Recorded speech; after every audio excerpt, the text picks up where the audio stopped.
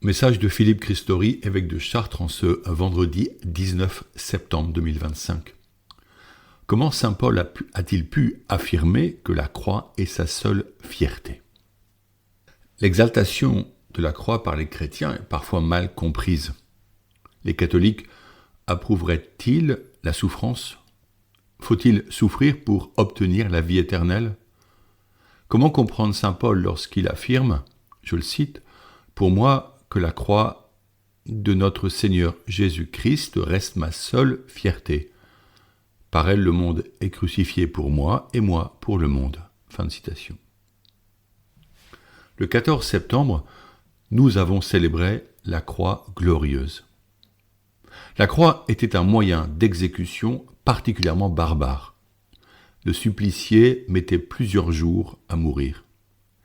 Des archéologues ont retrouvé un gros clou planté perpendiculairement aux chevilles dans les os des pieds d'un homme. Le supplice fut certainement atroce. En Turquie, lors du génocide des Arméniens, beaucoup d'hommes et de femmes furent crucifiés.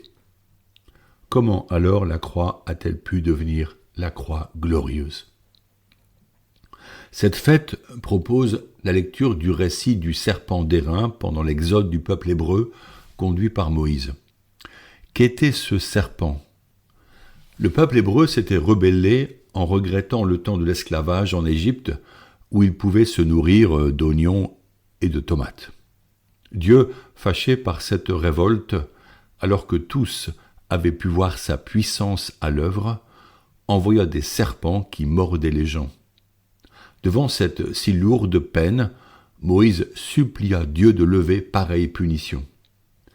Dieu lui demanda de façonner un serpent en bronze qui serait dressé sur un mât.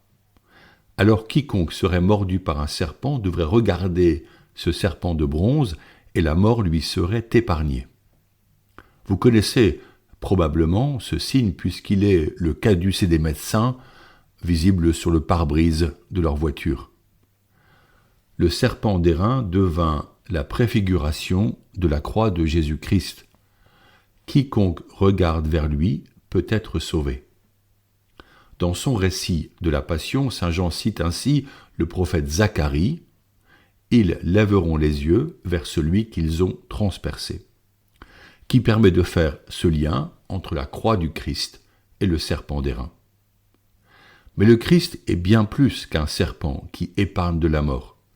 Il est notre Sauveur. En contemplant le Christ en croix, alors qu'il n'a plus figure humaine, nous voyons le signe de la victoire sur la mort. Le crucifié est Jésus, Dieu fait homme, dont saint Paul décrit si bien l'abaissement comme un dévoilement de sa passion à venir. Le Verbe s'est fait chair dans le sein de la Vierge Marie afin de partager notre humanité en vivant parmi les hommes, égal en tout sauf le péché, jusqu'à sa condamnation à mort, sa flagellation, puis sa mise en croix abjecte. Pilate, le chef local des Romains, constate qu'il est innocent et reconnaît qu'il ne mérite pas la peine capitale, mais sous la pression de la foule vociférante, il l'envoie au supplice en se lavant les mains en signe d'innocence. Paul écrit que l'abaissement du Christ va jusqu'à la mort et il ajoute « la mort en croix » pour insister sur l'humiliation subie par Jésus, tel un vil malfaiteur comme les deux larrons. 3 jours après sa mort, Jésus est ressuscité. Alors Paul peut dire, je le cite, « C'est pourquoi Dieu est exalté, il l'a doté du nom qui est au-dessus de tout nom, afin qu'au nom de Jésus, tout genou fléchisse au ciel, sur terre et aux enfers, et que toute langue proclame Jésus-Christ est Seigneur à la gloire de Dieu le Père. » Fin de citation. La croix devient glorieuse car sur son bois, c'est tout le péché des hommes qui est cloué, afin que tous soient rachetés et sauvés en vue de la vie éternelle. Il y eut l'arbre du péché originel décrit dans la Genèse, il y a maintenant le bois de la croix de Jésus par lequel il nous a libérés. Personne, depuis son sacrifice, ne peut ajouter à son offrande, elle est parfaitement accomplie. Sa gloire passe par la vie qu'il nous communique.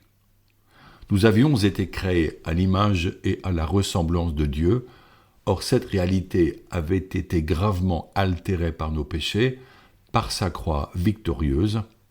Il nous est donné de vivre dans la lumière, ici-bas, en attendant le ciel.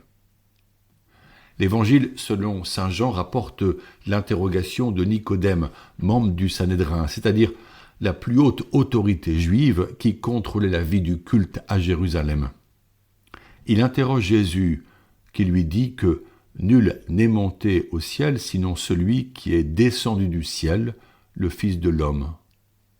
Jésus ajoute, de même que le serpent de bronze fut élevé par Moïse dans le désert, ainsi faut-il que le Fils de l'homme soit élevé, afin qu'en lui tout homme qui croit ait la vie éternelle. Fin de citation. Nicodème fut assurément fort surpris par ces paroles. Le Fils de l'homme dont parle Jésus doit venir tel un être divin, comme l'annonçait le prophète Daniel. Or Jésus ajoute à la prophétie qu'il sera élevé, ce qui signifie être élevé sur une croix comme supplicié.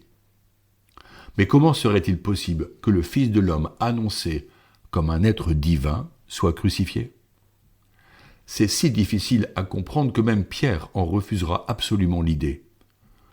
Jésus affirme à Nicodème que cela adviendra pour ceux qui croiront en lui et ainsi obtiendront la vie éternelle. Je le cite, « Dieu a tellement aimé le monde qu'il a donné son Fils unique afin que quiconque croit en lui ne se perde pas, mais obtienne la vie éternelle. » Grâce à Jésus, chaque fidèle a connaissance que Dieu l'attend pour l'éternité, à condition de ne pas se perdre loin de lui et de devenir pleinement un disciple. Auprès de Jésus crucifié et ressuscité, nous ne recherchons pas à nous maintenir en vie ici-bas comme les Hébreux mordus par un serpent, mais nous désirons le ciel où Jésus nous a dit qu'il nous préparerait une place. La croix glorieuse est une réalité spirituelle riche de sens. Face aux souffrances vécues par tant de personnes, elle demeure une réalité complexe à comprendre. C'est dans l'adoration, si possible en face du Saint-Sacrement, que peu à peu nous pouvons expérimenter la présence et la douceur de Dieu qui révèle sa compassion pour notre humanité souffrante et pécheresse. Pour les pasteurs, il est très difficile d'avoir les bons mots qui explicitent l'amour divin quand l'interlocuteur souffre physiquement ou moralement. Bien souvent, les mots sont maladroits et seul le silence et la prière pour ceux qui se confient portent du fruit. « Je suis là », dit une infirmière à une maman endolorie assise à côté de son enfant qui mourait peu à peu au cœur de la nuit.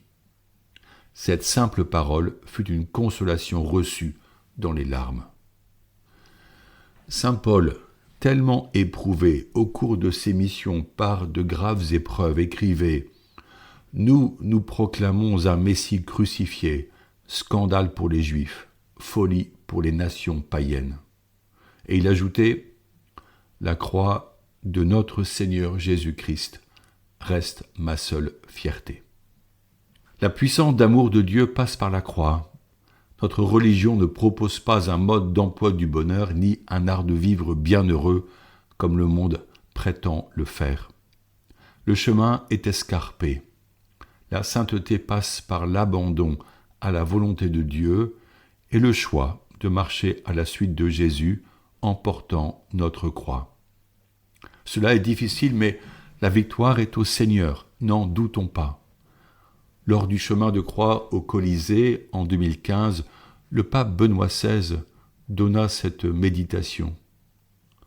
Ô Christ crucifié et victorieux, ton chemin de croix est la synthèse de ta vie. Il est l'icône de ton obéissance à la volonté du Père. Il est la réalisation de ton amour infini pour nous pécheurs. Il est la preuve de ta mission. Il est l'accomplissement définitif de la révélation et de l'histoire du salut. Le poids de ta croix nous libère de tous nos fardeaux. Fin de citation. Accueillons ces paroles fortes avec foi. La croix révèle l'oblation d'amour de Jésus et elle est source de vie. À Chartres, dans la fenêtre romane sud, au-dessus du portail royal, la croix est verte, entourée de rouge. Le vert est le signe de la vie qui en jaillit, et le rouge est le signe du sang versé pour notre salut. La croix est l'arbre nouveau, porteur de multiples fruits.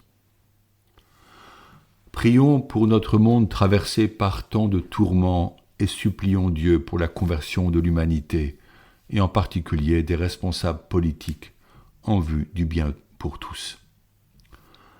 Notre Père, qui es aux cieux, que ton nom soit sanctifié, que ton règne vienne, que ta volonté soit faite sur la terre comme au ciel. Donne-nous aujourd'hui notre pain de ce jour. Pardonne-nous nos offenses, comme nous pardonnons aussi à ceux qui nous ont offensés. Et ne nous laisse pas entrer en tentation, mais délivre-nous du mal. Amen. Bonne journée à tous.